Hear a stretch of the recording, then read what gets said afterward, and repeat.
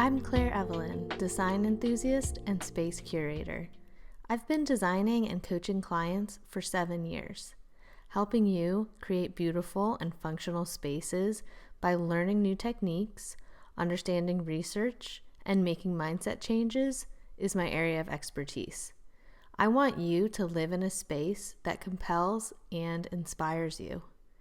I created the Spaces Speak podcast to facilitate discussions about higher purposes in design and how anyone can integrate intentional design into their daily lives to improve their habits, routines, and reach their goals. I interview intriguing guests from a variety of disciplines: artists, psychologists, entrepreneurs, authors, and more. Anyone who has knowledge to share to help people redesign their space and transform their life. Before we dive in, I want to tell you about my free design quiz. The quiz will help you figure out not only what interior design style suits you, but also how to get started executing that style in your home. Just head over to trimspaces.com and the button to take the quiz is right there on the homepage. Welcome to another episode of Spaces Speak. Today I'm interviewing Shahla Reynolds. Shahla is an artist in the United States but has traveled great distances in her artistic career. In high school, she developed drawing through studying anatomy, botany, and majoring in the sciences. Shahla's Persian upbringing combined with her Western knowledge creates a dynamic fusion of subjects. Free-flowing, abstract, yet true to form, her artworks emphasize fluid grace and motion. In creating her artwork, she fuses abstraction with a sense of reality. Every piece is created with the purpose of enhancing the design with a powerful permanency. Shahla has several monumental public art pieces and numerous works in private and public collections. Welcome, Shahla. Thank you so much for being on my show. Thank you. Thanks for having me. Thank you. Of course. I wanted to get started with the signature question and ask you what your most interesting piece of furniture or decor in your house is that you'd like to share. Okay, so I'm going to move my camera, okay? Talking about babies, okay? Oh, yeah? I can. Wow. Actually, you can go further. It's a handmade baby crib. It's like a hammock, right? Oh. Yeah, and I'm Persian. This is probably over 100 to 200 years old. Wow. And my brother went to Iran and he called me. He was in an old bazaar and said, "What do you want?" I said, "I really don't care. Just give me anything." So he had gone. We had to actually let it air because it had babies, it had old smell on it. So we just hung it. And as you can see, it doesn't stay flat because this middle part is kind of like cave, right, where they would put the baby, and it would have two sticks in the ground this way, just like a hammock, and they would put the baby this way. So that would be holding like this, and it would go this way, just like a hammock. So that's the most I didn't realize it's falling apart. So that's what that is. That's really cool. I've never seen anything like that. Yeah, this is like, thank you. Here. So we were like, we have this space. It's a conversation maker, and it's kind of like, hey, what is this? And I really like it. I know it's kind of weird, but no, that's the best kind of weird. It's interesting and unique. I love it. I was reading your background. It's interesting. We actually have a very similar start to, I guess, our lives in terms of academics. I was also a biology major in pre-med and then eventually transitioned over to the art side. So I wanted to ask you what made you make that change. Okay, so I have a genetic disorder. It's called macular degeneration. That means your retina is so stretched. And the way we see that light goes through the lens, then lens focuses everything and sends it to the back of your eye, just like a camera and a shutter and all that stuff, right? So my retina is a stretch. And now it has developed a fact that it's kind of, there are center of my retina, it's all blank. So there is, whatever I see, it's on a peripheral part, not in the center of my retina. So I came here as a pre-med. That was one requirement from my dad. I had to be a doctor and go back, right? That's before revolution. So, and I am sitting there with this smart, let me blank girl saying, and I was wearing thick glasses at the time. She goes, "Your eye's so bad, you can't be a doctor. What do you think?"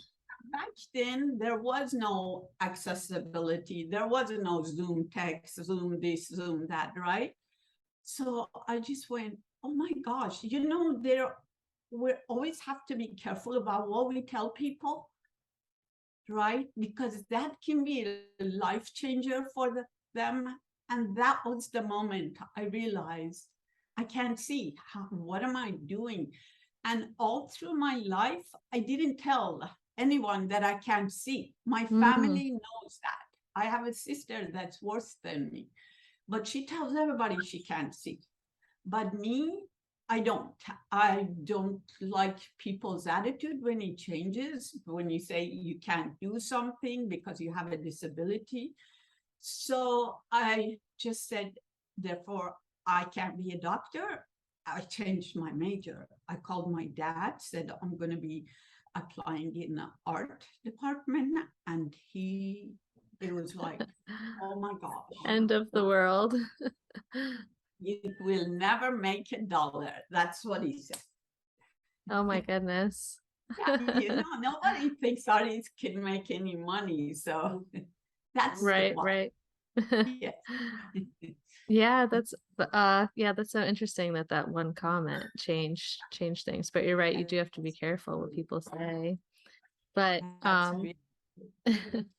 but yeah, you've obviously come a long way, and you shared with me some of your public art pieces, and I think I found the pictures of them online, but I was hoping you could describe them, and I'll share some photos of them with the links to this video. But okay, so which one would you like for me to start with? How about the well, any of them, but let's see, I was just looking at the Oklahoma State Firefighters Memorial. Okay, so my husband is a firefighter. So, or was a firefighter. Then he retired as chief of training. Then he went and worked for the Oklahoma State pension. So the firefighters pension. So my life has always been, once we got married, I became a firefighter's or first responder's wife. And the museum, the firefighters museum, was looking to do a giant project, which was about $1 million worth of investment. And they went nationally looking for an artist. And I'm like, this is my cup of tea. I'm going to do this. So they cut down the competition to 13, then it became 5. So I made a presentation against another artist and I got it. So that project, it's representing anybody who served in a fire department, paid or volunteer in the state of Oklahoma from the statehood, which is, I can't recall, 19 something. So there is a section of that memorial that we designed. I worked with an architect and a whole group of people to come up with the concept. So we designed an area that everyone's name would be engraved on that. If they served, their name would be on that. And then right in the front, it has a wall of valor. And the wall of valor has the name of everyone who lost their lives during their service. And then right above it, you don't see it if you're standing eye level, but if you walk around the memorial, there is a fountain and it has a 30 feet tall sculpture, two sculptures of a firefighters and a stainless steel flame. So at night, there are computerized wind generating thing that makes the light that are set in the water to go different colors. And that makes, so the faster the wind, the faster the water moves in there because it controls the pump. So you see flames lighted. And then the 30 feet tall, the sculptures, they're 9 feet tall figures. And there's a movie called Backdraft. And that came out during the time I was doing my research. So it says they're in a warehouse, everything is falling, and the guy who has fallen says, "Let me go." And the one that's holding him, it says, "If you go, we go." So the idea is that the brotherhood within the fire service, it's always there. They rely on each other to do the job. So that was what I was representing. So that's beautiful. yeah. So that is that's the sculpture. How did you decide on the colors and textures for it? Like it's you said part of it's stainless steel. Is it all stainless steel? Well, the flame is a stainless steel. And for that to reflect, because in the daytime, it's beautiful. It's kind of like a mirror. And if it's a blue sky, you just see the skies on those. There's 3 leaves that they make the flame. And that's a 9 feet tall stainless polished sculpture. So for it to reflect the light, especially at night, it had to be a stainless steel. But the other part where the sculptures are, the house that it's fallen apart, that's also steel, but it has been coated to look like it's burned. But the roof, the shingles of the house, and the firefighters, they're all bronze. So that is what why I decided on that. And then for the granite is something that will last forever. We went to Cairo and we saw the pyramid. It's all granite. So, and that is going to last forever unless somebody messes with those stone pieces. So we decided to have the black granite, which is from Zimbabwe, and it's really rare, to have the name of the fallen firefighters, and the surrounding granites are from Oklahoma, which is red granite. Right. So, oh wow. Incorporate everything together. Yeah, that's really nice. How did you come up with the idea for the light? That's so interesting. To using the light to create the fire. It sounds like you're really good at understanding how light works in order to be able to do that. So I'm sitting there talking to the architect, and this was a young guy. I mean, we're talking about way back there. And he goes, "Well, I don't know." I go, "Well, we got to come up with something that, because this is going to look awful at night. You can't see it." So he said, "There's this new thing out, and Oklahoma is big on meteorology because we have a lot of tornado. So a lot of people are actually educated about weather, things like that." And this guy goes, "Wait a minute, there is this wind sensors that we can put on top of a roof there is a little room up there, and that can be connected to the fountain, to the pumps, and that can control the flow of the water." Hmm. And then we put the lights, the lights, they can be submerged in the water. So that's how we figured out how to make the flames bright at night. Otherwise, it didn't matter what you did, it was a dark spot up there. Right.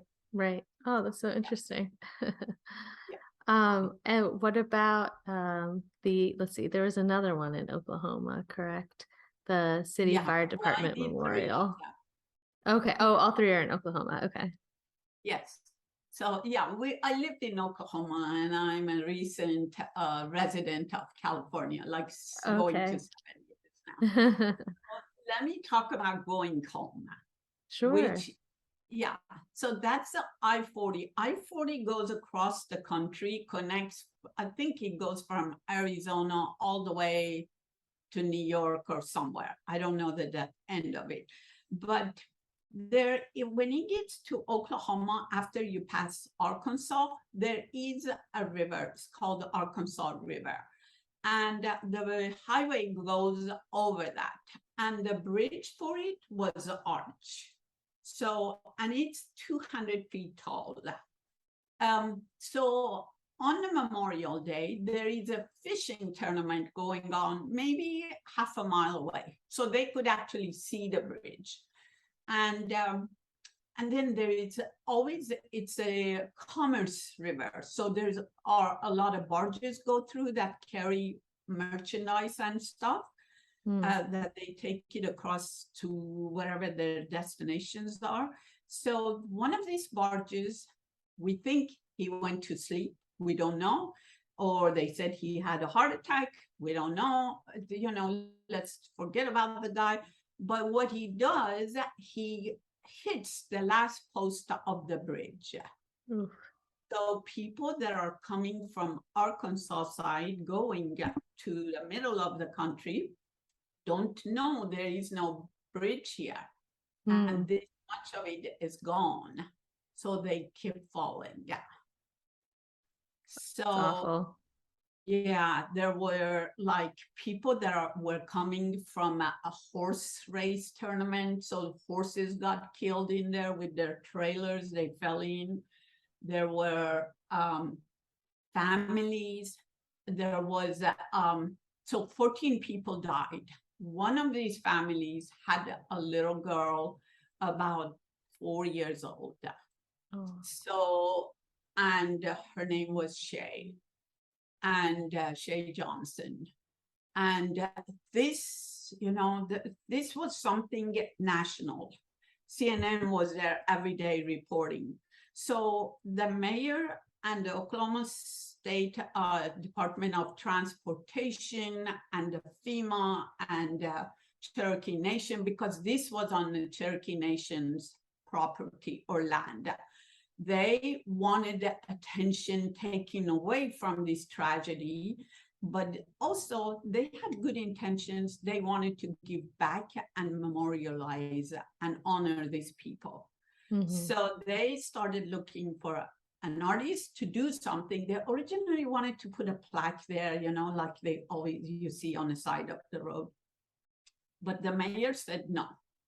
And the city, it was a little town, Kansas, maybe about less than 30,000 people there. I really don't remember. It's so small. You walk through it, you pass quickly. So they decided, no, we're going to do something big to honor these people. And they actually did. So they said, the only requirement is we want something that is related to the bridge. Sorry. No problem. So, and they did. And so I said, can you take me to where the bridge pieces are? And I tell you, if I say 7 to 10 story tall pieces of the bridge that they had to bring out of the water, because you can't imagine how much material goes in building a bridge. And they had to bring that out of the river. So there were piles and piles of it there. And I said, how can we use the bridge girder? It's the metal part of it. I said, can we use that? They said, whatever you want, you tell us, we bring it to where you want it. So I said, let's take this piece and let's make it into something that is fallen, broken. And so I got a huge piece of metal, and then we cut it into pieces, and that's what you see, a piece like this under the sculpture. So there were a lot of pain during this time. People were angry as they didn't, the victim's family didn't want anything to be taken away from their people, their loved ones. So I looked at what we do to honor people, to honor and give hope to people. It's always a dove. It's always a white dove. You can't create a white dove in bronze. The patina will eventually wash away. So I had the patina, the dove created, and I have to tell you that design came to me in about 10 minutes. I was done with it in a drawing. Wow. Yeah. So I think it was just there. So then it wasn't the shade that I thought about the innocence of the life that was lost. So I created this girl, and it was actually an angel with the wings. But when you do federal, state, or whatever that's governmental, you can't have religious symbolism. They said, this is religion. I said, no, it's an angel. You go, no, you got to get the wings out. So I go, this doesn't look good without a wing. So then I put the scarf around her, made her look like she's flying. Okay. And then there is only a space about this big that her toe is connected to the bridge girder. Wow. And that's like how precious life is, how little we have. And then she's releasing the dove, going to the heavens, the skies, or whatever. I couldn't say that. She's going to she's giving hope to the ones that are gone.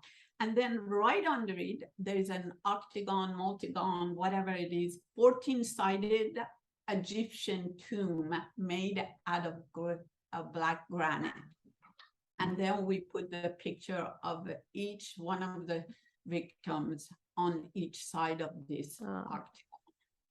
And it's 26 feet and then the entire structure is 14 feet, honoring 14.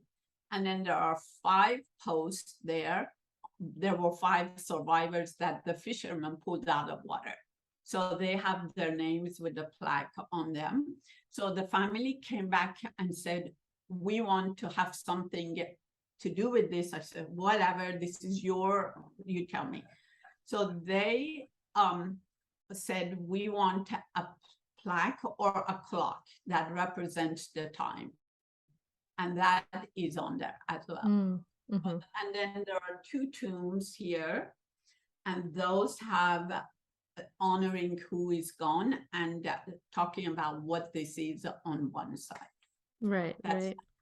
Wow. Yeah, I can imagine. I wanted to ask you, I mean, the difference between seeing something so beautiful like that in person, the emotional response versus, just photos of it. It's got to be difficult to make that come across in a photo of the piece, right? Yeah, it is. And I'll tell you this, it is right next to the water. I mean, maybe about 100 feet away from the water. And that river always floods. I mean, it's always flooded. Not 2 years ago, 2019, it was flooded. A person from that little town sent me a photo, and all you could see was the little dove. No, that's how wow. we thought that whole thing would be gone. Oh my gosh. But I had a great engineer, and we made sure and Army Corps of Engineering was there, and they made sure this thing doesn't go anywhere. But if I find the photo, I send it to you. It's just a Yeah, just the dove. little dove, Wow. and it's like, oh my gosh. But then 2 weeks later, it was all clear, and the little girl was standing up there, and everything. Aw, Yes, that's beautiful. That's really beautiful. Yeah, I would love to see that picture. yeah. I will find it and send it your way. Yes, Do yes. you, I'm curious if you find that it's um I guess going off on a little bit of a tangent, but with your acrylic paintings, is it difficult to get the emotional response to come across through a photo of them? Because I have to imagine seeing them in person is also just a different experience. So going back to my macular degeneration, Hmm. I cannot see clearly. I am like, you go take a shower, your mirror, it's beginning to get cloudy, right? My vision, no matter what they do, will never be even close to 2020. Therefore, you can see the colors, right? They're Yeah. all bright. They're all, because that's what I see. And I am a person that you can always tell how I feel from my face, especially my eyes. I mean, I can't hide it. Right. So I get angry just like that. I get happy like this and sad just like that. So my emotions are out there. And that's the only way I can express it, by bright colors. So when you see any of these, like perhaps that, it's like a turquoise. And this is, can you see that behind me? Yeah. Yeah. Yeah, that is like sharp red and Hmm. pink. That's a silk painting. Yeah. So, so yes, you lose something when you photograph something. That's why people rather buy the art when they see it rather than online or something else. That is something. Absolutely. Yeah. Yeah, yeah. Yes. I love the colors in your paintings. I was looking at them online. I was immediately stricken with all of the color, and I was going to ask you, but you just answered that, why you use so much bright color. Yeah. But that makes sense. It's an expression of how you see the world. And that's how I see the world. And there is, when you get up and you look at your phone, if you have any apps, it's constantly bad, bad, bad, bad. The sky is falling, things are going bad. You got to do this. But yet, I believe summer has the most beautiful colors, right? That's why we want to be out, we want to do this. And then, so color is my way of expressing my emotion, what I see, how I see, and I want people to actually hear it, not Hmm. see it, because you see, but you hear and you touch. With my sculptures, I always say touch it. A lot of artists say don't touch my sculptures. I want them to touch it Oh, I love because that. yeah, because as a kid, you touch everything, you taste everything, you play with everything, yeah, right? And you're kind of attracted to noise because we use our senses, Right. we use ourselves 100%. We get older, we kind of lose a lot of it. So I, for me, when I create, I want you to be one with what I'm saying. Yeah, that's how I create. Yeah, no, I love that. I try hard to actually incorporate that in my designs as an interior designer. I want it to be a full experience. The texture matters. It matters if you're going to have a candle in the room that changes the scent.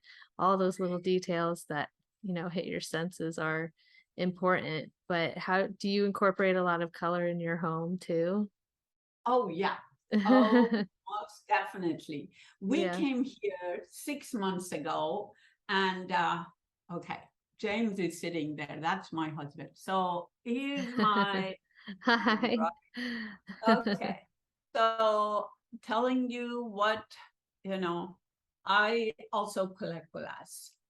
So Okay. yeah, so you see, we got colors everywhere. I Yeah, am yeah. all about colors. I am here is I collect albums, those old, Oh, you know, vinyl albums. uh, Yeah.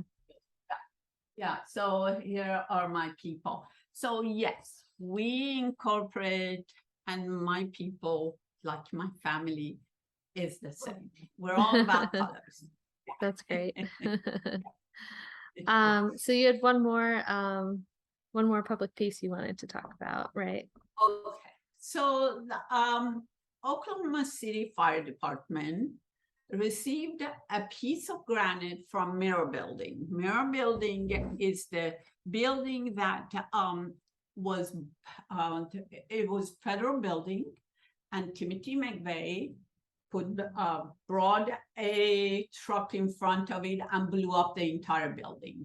Mm, So mhm, it was a tragic thing for us all over Oklahoma City, and it was a national thing. So Oklahoma City received a piece of that building's granite. And they said, we want to honor our fallen. Can you do something with it? And I said, okay, there's not much. We don't want to take away from the granite. So we put the emblem for the city, for the fire department on it. And on the side is an etched name of fallen firefighters. They had that till about 5 years ago. Well, mhm. more like 7 years ago. And then they said, we want to actually create a memorial. We want something to be right by your administration office where people come and pay their tribute. And in October every year, they have a dedication. Then they want that to be a site. So I said, okay. So I worked with Chief Bryant, who became the FEMA executive 4 years ago. And then with the current chief of the fire department, Oklahoma City Fire Department, Richard Kelly, and several others, and asked one of the firefighters to be my model. Oh. And so, yeah, so I have Mark Shorts was my model. And so what we did, we wanted the firefighters who are serving right now to pay tribute to the ones that have lost their lives.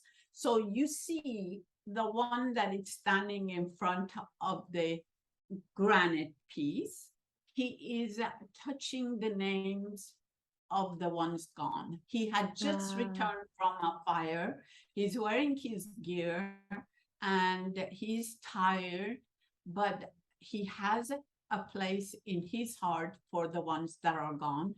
And Mhm, he's there paying the respect, and he's about to touch them. So there is still a little space between his hand and the granite. He has his helmet on there. And I worked with the department to get everything precise. And the same with the Oklahoma State Firefighters Memorial. We had to make everything precise.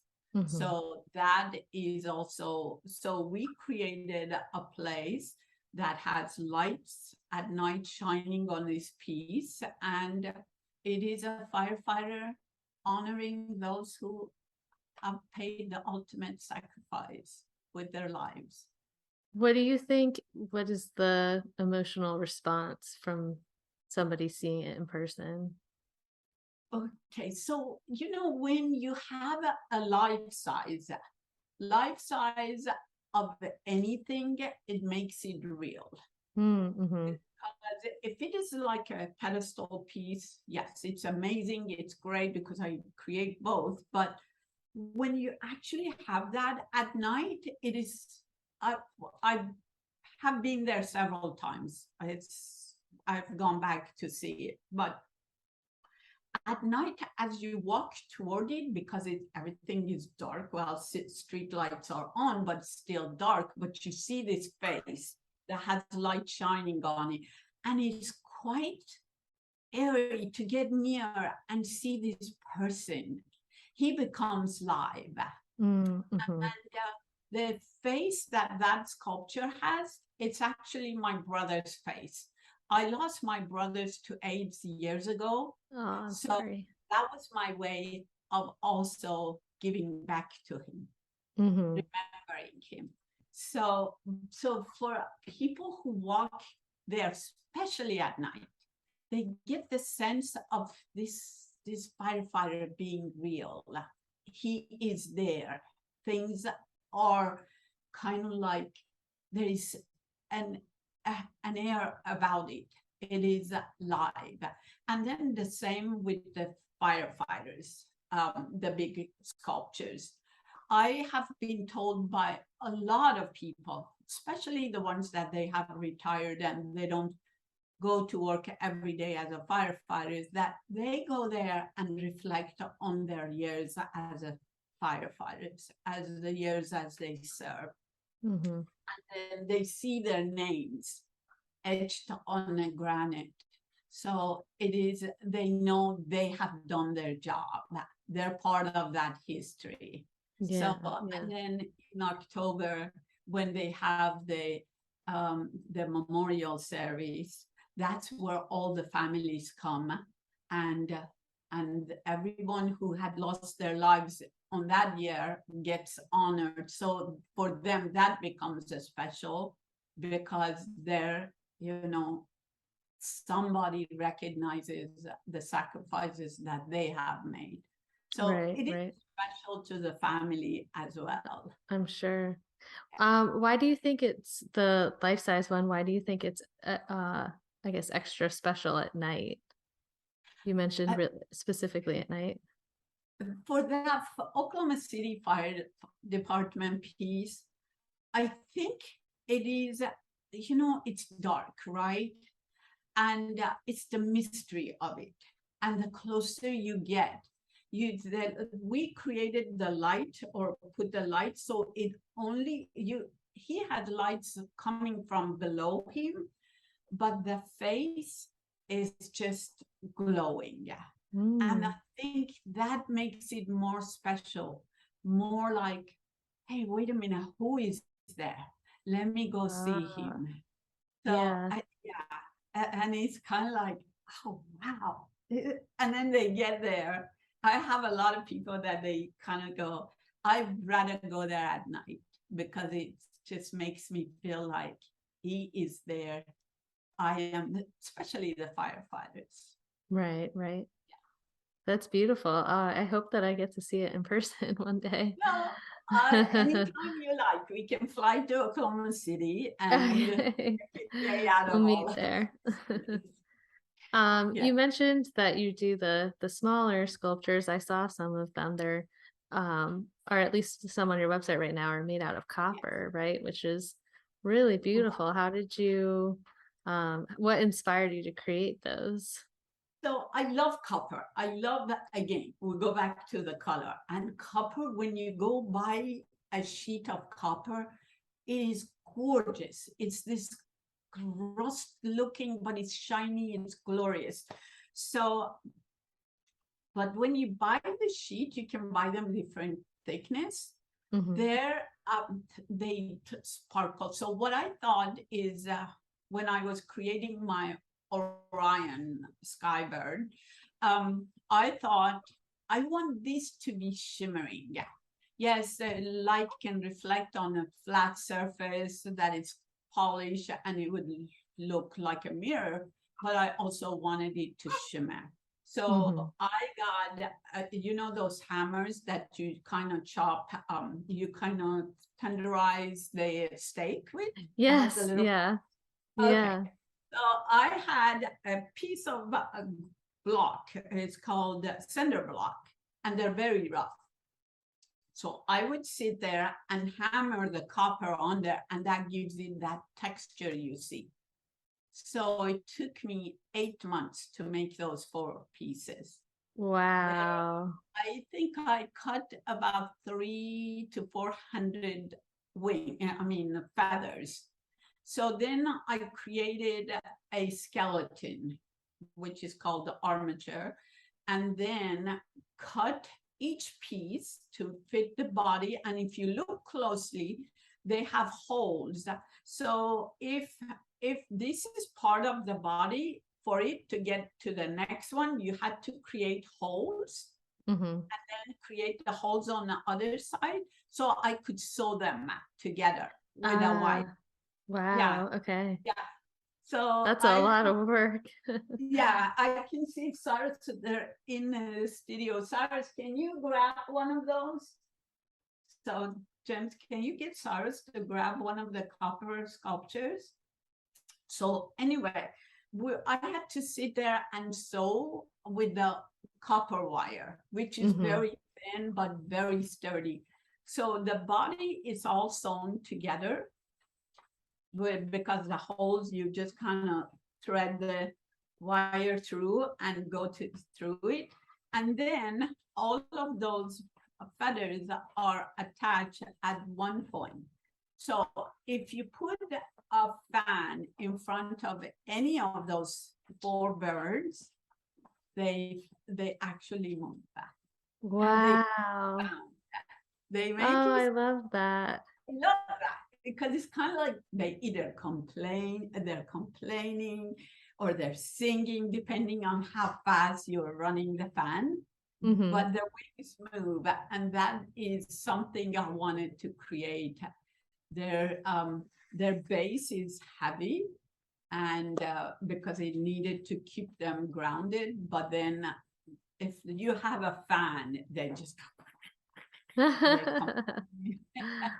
That's But so that's amazing. I yeah. love how So you incorporate so many senses into your pieces. It's well, really cool. as part of visually impaired in many ways, you learn to rely on your other senses, your memory, because I do a lot of speaking uh, things, so I can't have my paper in front of me and read from my notes. So I use that.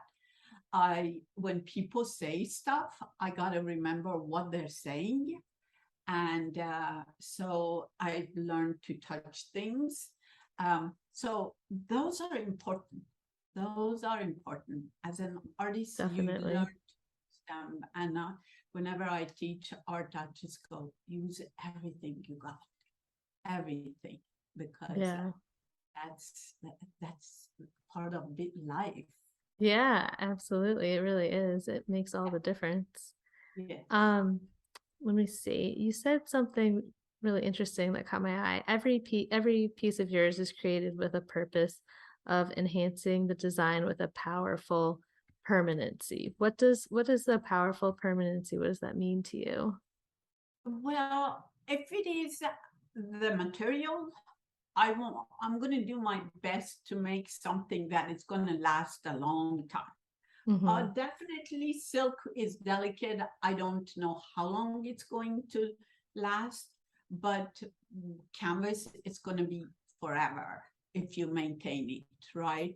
And then the same with the sculptures. Whenever you do public art, that's the first thing they want you to do.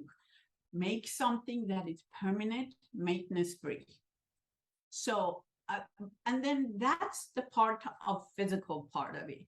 Mm-hmm. But when it comes to the emotion, again, we are bombarded with images, with ideas constantly, but we only remember so much because that's all we can do, right? True. So I want anyone who sees what I have done to see it first in their own vision, their own way of thinking, but yet have that embedded in there. So they go, you know what? I saw that there. I remember that. That's the element I want to give to my viewer, to my audience, Mm. to Mm. somebody who has one of my pieces. So kind of a permanent memory of it. Memory. Yeah. However it is, however Right. they, yes.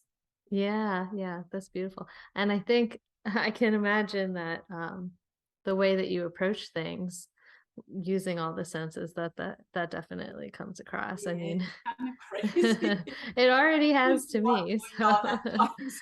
I yeah. was, yeah, I was telling my kid I had a conversation in my head, and my head had to leave. So, That's so funny. it's kind of like okay, I bet artists are all like this. So Yeah. I bet you can relate. Yeah, absolutely. Yes.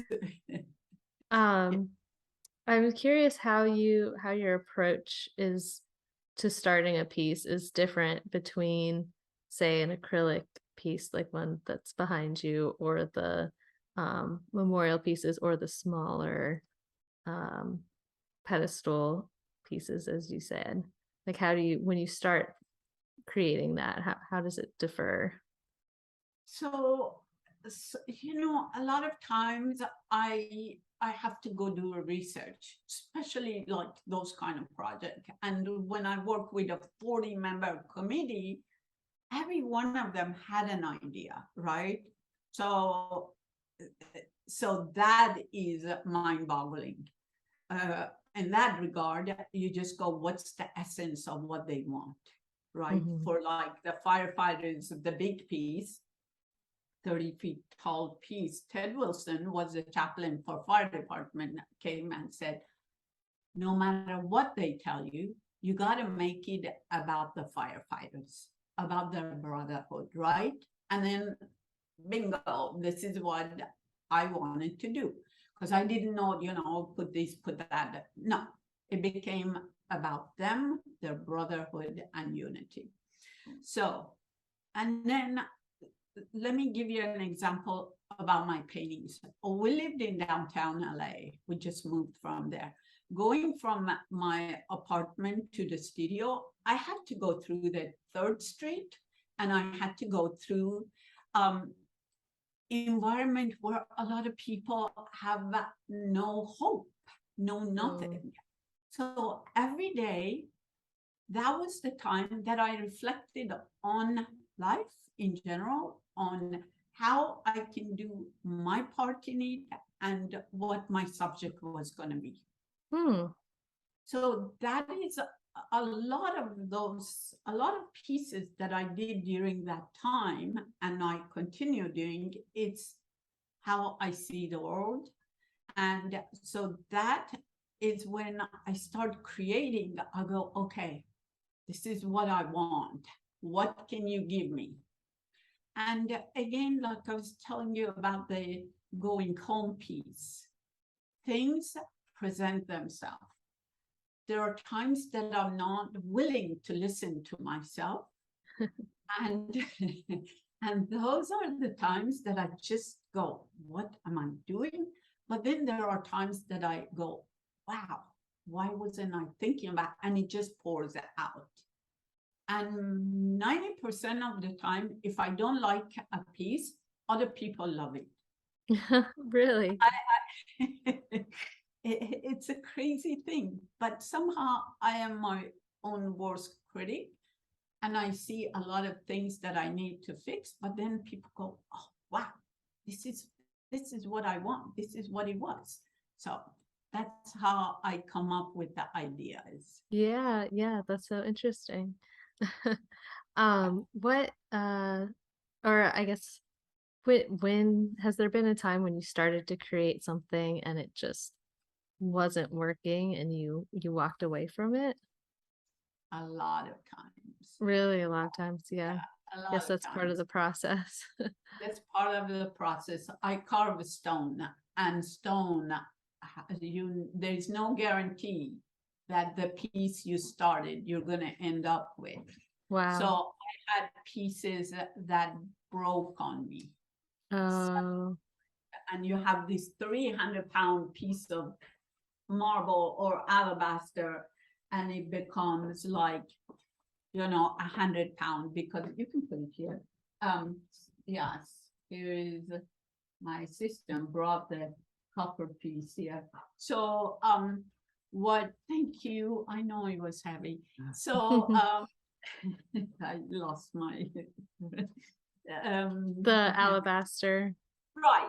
Yeah. So then you just go and you're almost there. You're almost, all you have to do, polish it, put it on a base, and it's done. And it's gone. The Oh my head, gosh. the arm falls, something just cracks, and you just stand there and watch it. Oh no, that's awful.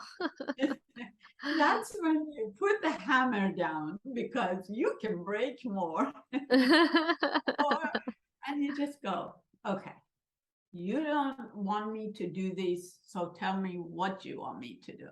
So, Mhm. and then I'll come back and go, okay. So, Start over. Yeah. Well, I think that that's actually a really great place to stop. Thank you so much for sharing all of that. That was so that's interesting getting to get a little behind the scenes of your approach and your pieces and everything. I'll put some links in the show notes, but how can people connect with you and see more of your work? they can call me, they can come, I can set up a time for them to come here to the studio to see my work. And so also they can go to my website, sonarta.com, and see my work. Well, thank So, you again so much. This thank has been so you. fun. And I'll let you know when I have a date for the show to be aired and make sure to send you a link and everything. Oh, I would love to. I have told so many people, and they went, can we watch you right now? No. It will be a little while, but I'll make sure to Okay. share it with you. Okay, great. All And right. then you got my email, and thank you. Good luck with the baby. Thank Give you her so a much. hug. I will Yeah. go hug her right now. She was fine. She was good. Yeah, she was good. She was good. Yeah. All All right. Well, right. congratulations to both of you. Take care of Thank yourself you. first. Okay. Yes, First. yeah. Yeah. Yeah, I need a nap. Yeah. And Okay. I'm so happy for you. Yeah. Thank you so much. Thank you. Yes. All right. Have a good All rest of right. your Thank day. you. All Bye-bye. right. You too. Bye bye. Be sure to check out the complete show notes for today's episode at trimspaces.com/spacesspeak. The notes include a link to the YouTube video of the episode, the full guest's bio, links to connect with them, a summary of key ideas from the episode, and a photo of their favorite piece of furniture or decor.